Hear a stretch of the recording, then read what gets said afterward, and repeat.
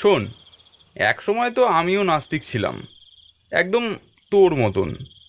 কিন্তু এইসব অজপাড়া গায়ে পৈতৃক সম্পত্তির দেখাশোনা করতে গিয়ে আমার জীবনে এমন এমন সব ঘটনা ঘটেছে যে ভূত প্রেতে বিশ্বাস করতে বাধ্য হয়েছি। ভূত নিয়ে বিস্তর পড়াশোনাও করেছি, প্ল্যান চেট করেছি, ভূতের লেখা চিঠি পড়েছি, এমনকি প্রত্যক্ষভাবে ভূতও দেখেছি। কিন্তু এখন কথা হচ্ছে, তোর কি ভূত প্রেতে বিশ্বাস আছে? আবার তোর সেই আষাঢ়ে গল্প ফাঁদবার চেষ্টা করছিস? আমি তাহলে চললাম ভাই, তোরাই গল্প কর। আষাঢ়ে গল্প বলছিস? অথচ গত বছর নিঝুমপুরে আমার কাছারি বাড়ির ব্যাপারটা তো সচক্ষে দেখেও এসেছিস, আবার তার সাথে কথাও বলে এসেছিস, মনে আছে? তাও সেই বিষয়ে আমার যথেষ্ট সন্দেহ আছে। হুম, ওটা তোর ভোজবাজিও তো হতে পারে। সে যাকগে, কথা বাড়িয়ে লাভ নেই। আমি আপাতত চললাম বলাই, আমার অনেক কাজ পড়ে আছে। তুই তোর আষাঢ়ে গল্প ওকেই শোনা। আরে বস লালু ভাই, বস বস, আরে বস, একটা কথা বলছি শোন। কি কথা আবার? আরে বসি না, তারপর বলছি। ভূতের ব্যাপারে তো তোরা আমার কাছে অনেক গল্পই শুনেছিস, তবে আজ যেটা বলবো সেটা একটুখানি রহস্যজনক ঘটনাও বলতে পারিস, আবার অতি অলৌকিক ঘটনাও বলতে পারিস। তোরা তো জানিসই যে সম্পত্তির দেখভাল করতে এবার তো মুজফ্ফরপুরে নীলকুঠিতে গিয়েছিলাম।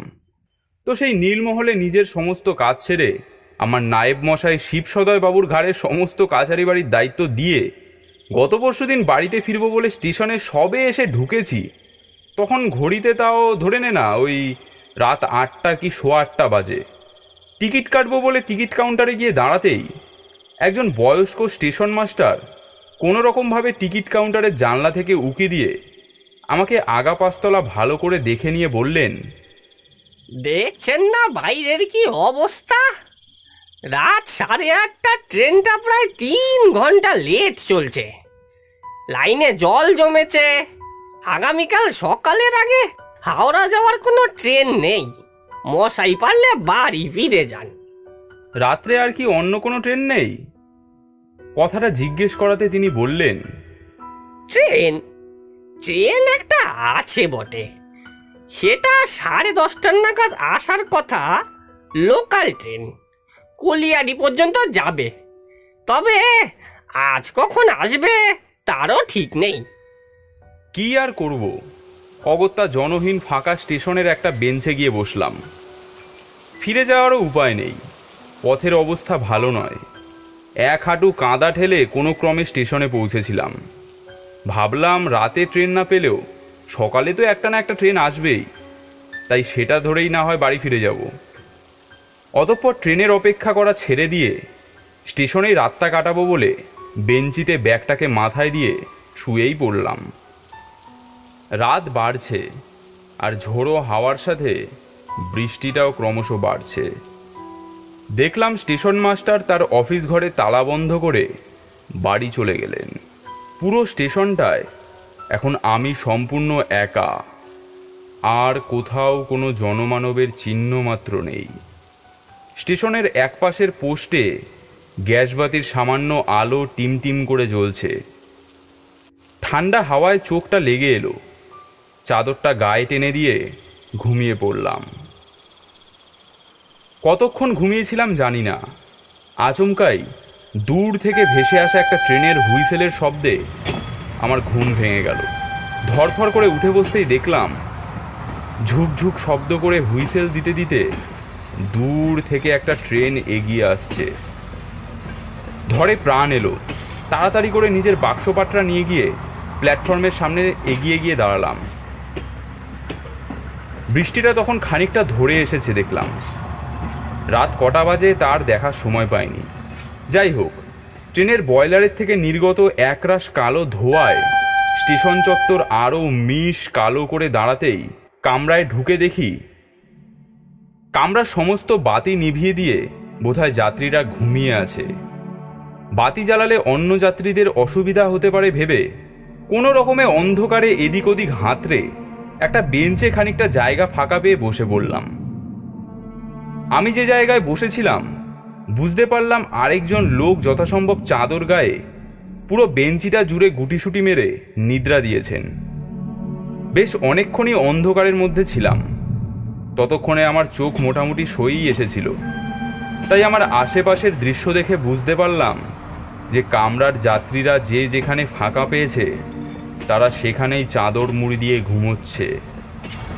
ট্রেন ততক্ষণে চলতে শুরু করেছে। ভাবলাম আলো জ্বালিয়ে একটু দেখি। পকেট থেকে বার করেছি, কিন্তু দেশলাইট আর জ্বলল না। বুঝতে পারলাম ভিজে তার দফা রফা শেষ হয়ে গেছে বোধহয়। অগত্যা কি আর করা যায়, চুপ করে বসে আছি। ট্রেন তার গতি বাড়িয়েছে। খোলা জানলা দিয়ে হাওয়া আসছে, তাই বেশ ঠান্ডা ঠান্ডা লাগছে। ট্রেনের দুলুনিতে ঝিমঝিম পাচ্ছে। হঠাৎ একটা গলার শব্দে আমার তন্দ্রা ছুটে গেল। তাকিয়ে বুঝতে পারলাম আমার সামনের বেঞ্চে শুয়ে থাকা লোকটি উঠে বসেছেন, আর তিনিই তার ভারিক্কি গলায় জিজ্ঞেস করলেন, মশাই কদ্দূর যাবেন? চমকে গিয়েছিলাম, তাই খানিকটা ধাতস্থ হয়ে বললাম, প্রশ্নটা কি আমায় জিজ্ঞেস করলেন মশাই? অন্ধকারের মধ্যে থেকে সেই একই গলায় লোকটি বলে উঠলেন, গাড়িতে ওঠার পর থেকে এই কামরায় তো দেখছি আপনি একমাত্র জীবিত, বাকিরা তো সব মৃত। তা মরা মানুষ কি আর সেই প্রশ্নের উত্তর দিতে পারবে? কথা শুনে বুঝতে পারলাম লোকটা বেশ রসিক বলেই মনে হলো। তার জবাবে হেসে বললাম, যাব হাওড়া, এই একটু আগেই ট্রেনে চেপেছি। হাওড়া? বেশ ভালো, উঠে গিয়ে শান্তি পেলেন। তা উঠলেন কিভাবে? এ আবার কেমন কথা? রসিকতা করছে নাকি? এই প্রশ্নের মানেটাই ঠিক বুঝতে পারলাম না। তবুও নিজের মতো করেই বললাম, অনেকক্ষণ ধরে স্টেশনে গিয়ে বসেছিলাম, এই একটু আগেই ট্রেনটা এলো তাই চেপে বসলাম। কিন্তু এই ট্রেনটা যে হাওড়া যাবে না সেটা নিশ্চয়ই জানেন। হ্যাঁ, তা জানি, স্টেশন মাস্টার বলেছেন। এর মধ্যেই অন্ধকারে আরেকজন বলে উঠল, এই শুনেছ সবাই, কামরায় নতুন লোক উঠেছে। তা মশাই কোথা থেকে উঠলেন? মুজাফফরপুর স্টেশন থেকে, এই তো একটু আগেই উঠেছি। রেলে কাটা কেস বোধ হয়। তা মশাই মাথাটা আছে তো, নাকি রেল লাইনেই ফেলে এসেছেন? কথা শুনে বুঝতে পারলাম এরা বোধহয় সবাই এই লাইনেই প্রত্যহ যাতায়াত করেন। নতুন লোক পেয়ে আমার সঙ্গে রসিকতা করছে আর কি। তাই আমিও ওদের কথার উত্তরে খানিকটা রসিকতার সুর মিশিয়েই বললাম, মুন্ডুটা যদি রেল লাইনে পড়ে থাকতো তাহলে কি আর এখানে বসে কথা কইতে পারতুম? আরেকজন বলে উঠল, ঠিক কথা। তা মশাই গেলেন কিসে? কলেরা নাকি অন্য কিছু? রসিকতা করার একটা মাত্রা আছে, তাই আমি আর সে কথার উত্তর দিলাম না। ঘুম পাচ্ছিল, তাই চোখ বুজে বসে আছি। আমার সামনের বেঞ্চে বসে থাকা লোকটি বলে উঠল, আবার টসকে গেছে বোধহয়, কথা বলছে না দেখেছো? আচ্ছা ভাই সব, তোমরা কি খেয়াল করেছো লোকটা দেশলাই জ্বালিয়ে আমাদের ভয় দেখানোর চেষ্টা করেছিল? হ্যাঁ, আমি দেখেছি।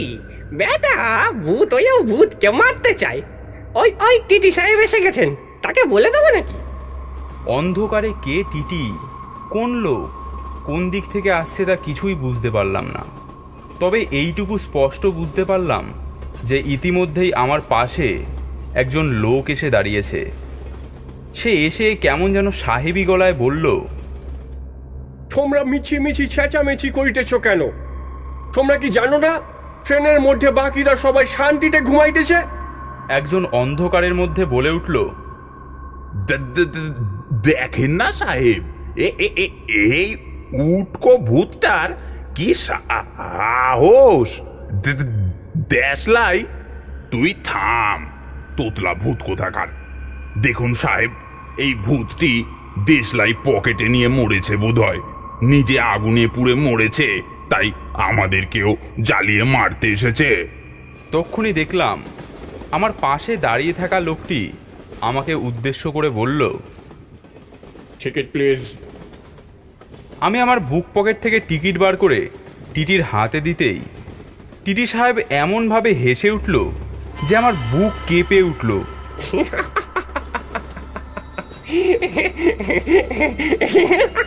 কিছু সময় হেসে নিয়ে তারপর হাসিটাকে সামান্য নিয়ন্ত্রণ করে বলল, আপনি আপনি হাওড়া চাইবেন? এই গাড়িতে হাওড়া চাইবে না, এই গাড়ি হাওয়া হইয়া যাইবে। সেটা জানি, এই ট্রেন কলিয়ারি পর্যন্ত যাবে, আমি সেখানেই নেমে যাব। আমার কথা শুনে ট্রেনের সমস্ত লোকগুলো হো হো হা হা হি হি করে হেসে উঠল। এতে আবার এত হাসির কি আছে? আমার মাথাটা গরম হয়ে গেল। রাত বিরেতে ঘুম চোখে যদি কেউ এরকম ব্যঙ্গ বিদ্রুপ করে তাহলে কেমন লাগে? এতক্ষণ অন্ধকারের মধ্যেই কথাগুলো হচ্ছিল। ভাবলাম দেশলাইটাকে একবার জেলেই দেখি। প্রথমবারের চেষ্টায় জ্বলল না। দেশলাইটাকে পুনরায় জ্বালাবার চেষ্টা করতেই 3বারের বার জ্বলে উঠল। দেশলাই ধরাতেই পাশের লোকটা বলে উঠল, ও মশাই, আলো নেভান বলছি। তারপর যা দেখলাম, আমার সারা শরীরের লোম দাঁড়িয়ে গেল। আমার পাশে বসে থাকা লোকটি আস্তে আস্তে একটা কঙ্কালে পরিণত হতে থাকলো। বলেছিলাম মশাই, আলো জ্বালাবেন না। কারা কারা আপনারা? আমরা কারা সে তো মনে নেই। সেই কবে ট্রেনে উঠেছি, হঠাৎ ট্রেনটা অ্যাক্সিডেন্ট করলো, তারপর থেকে আমরা ট্রেনেই রয়ে গেলাম। তারপর দেশলাই কাঠিটা নিভে যেতেই মনে হলো কারা জানি আমার মাথায় বাড়ি মারছে। আলো জ্বালিয়ে আমাদের মারতে চেয়েছিল। দুম দাম করে কি জানি আমার মাথার ওপর পড়তে লাগলো। তারপর হঠাৎ ঘুমটা ভেঙে গেল। জানলা দিয়ে আসা ঠান্ডা হাওয়ায় কখন যে ঘুমিয়ে পড়েছি খেয়ালই নেই। ওপরের বাংকারে কিছু মালপত্র ট্রেনের ঝাঁকুনিতে আমার মাথায় এসে পড়ায় ঘুমটা ভেঙে গেছে। উঠে দেখি একজন লোক আমায় বলছে, ও মশাই, মশাই উঠুন বলছি, ও মশাই উঠুন। বাবা কি ঘুম রে বাবা, কখন থেকে ডাকছি কোনো সাড়াই নেই। আরে মশাই, উপর থেকে মাল পড়ছে, একটু সরে বসুন।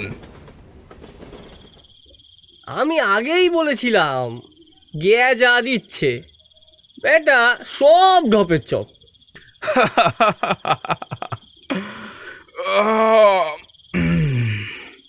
চ, আজকে অনেক রাত হয়েছে, বাইরে দেখ বৃষ্টিটাও কমে এসছে, কালকে আবার দেখা হবে।